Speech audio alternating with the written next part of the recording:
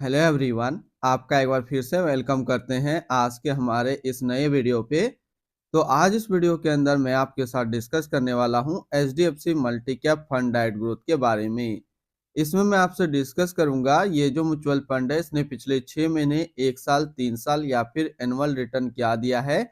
आज के डेट में इनका एक एनएवी का प्राइस क्या है, ये कितने स्टार रेटिंग म्यूचुअल फंड है, इसमें आप मिनिमम एसआईपी अमाउंट क्या लगा सकते हैं और इनका फंड साइज क्या है।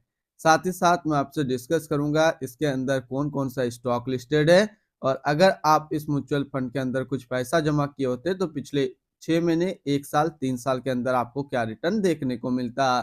और लास्ट में मैं आपसे डिस्कस करूंगा कि क्या हमें एचडीएफसी मल्टी कैप फंड डाइट ग्रोथ के अंदर इन्वेस्टमेंट करना चाहिए या फिर नहीं करना चाहिए। अगर आपने ऑलरेडी इन्वेस्ट किया है तो आगे आप अपना एसआईपी और लमसम के साथ क्या करेंगे।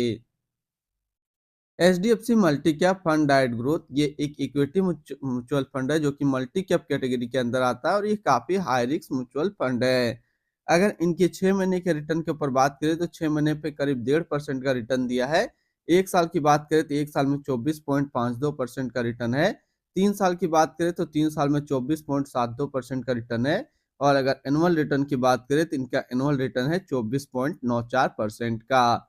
ध्यान देंगे अभी जो भी रिटर्न्स मैंने आपके साथ यहाँ पे डिस्कस किया ये इनका वन टाइम यानी कि लमसम का रिटर्न है। अगर आप एक बार में कुछ पैसा इन्वेस्ट करते तो आपको ये रिटर्न्स देखने को मिलता। अगर आप एसआईपी के थ्रू इन्वेस्टमेंट करेंगे तो रिटर्न्स आपको कुछ और मिल सकता है। क्या मिल सकता है ये चीज मैं इसी वीडियो के अंदर आपके साथ डिस्कस करूंगा। एनएबी के ऊपर बात करें तो आज के डेट में इनका एक एनएबी का प्राइस है 19 रुपया 84 पैसा। रेटिंग की बात करें तो ये 4 स्टार रेटिंग म्यूचुअल फंड है। इसमें आप मिनिमम एसआईपी अमाउंट 100 रुपया लगा सकते हैं और इनका फंड साइज है 17,941 करोड़ का। यानी कि अभी तक एचडीएफसी मल्टी कैप फंड के अंदर जो टोटल पैसा लगा हुआ है वो टोटल 17,941 करोड़ रुपया लगा हुआ है।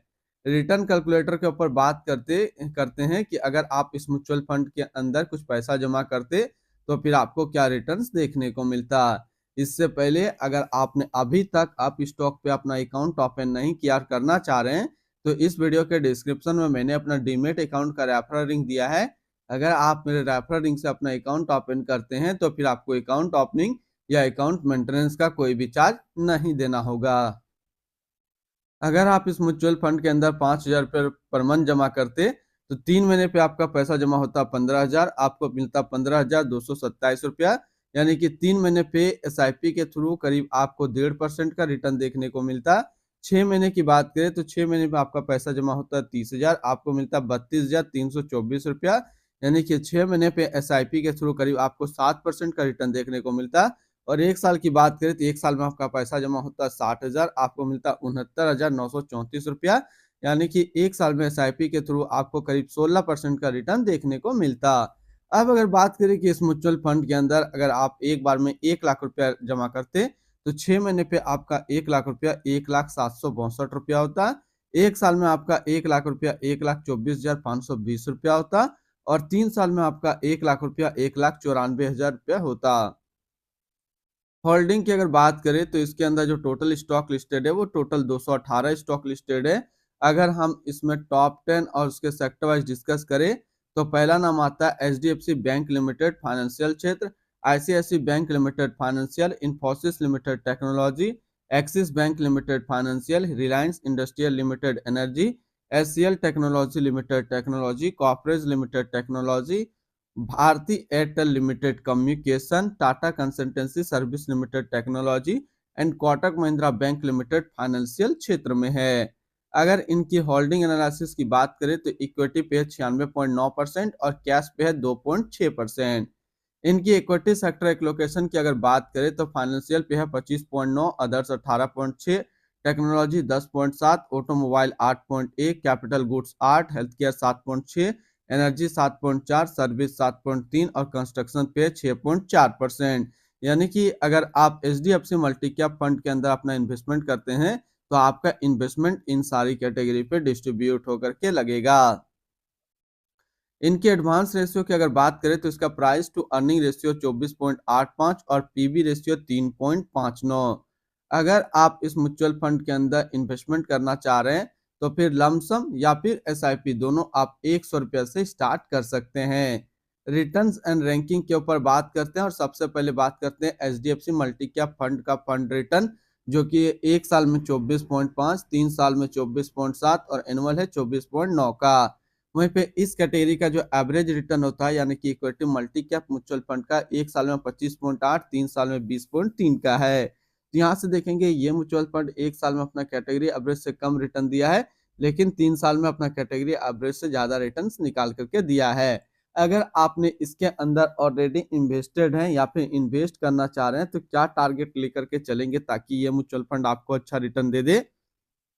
तो 2 टारगेट मैं आपको दूंगा। तो लमसम का जो टारगेट रहेगा वो रहेगा 5 साल और एसआईपी का जो टारगेट रहेगा 8 साल।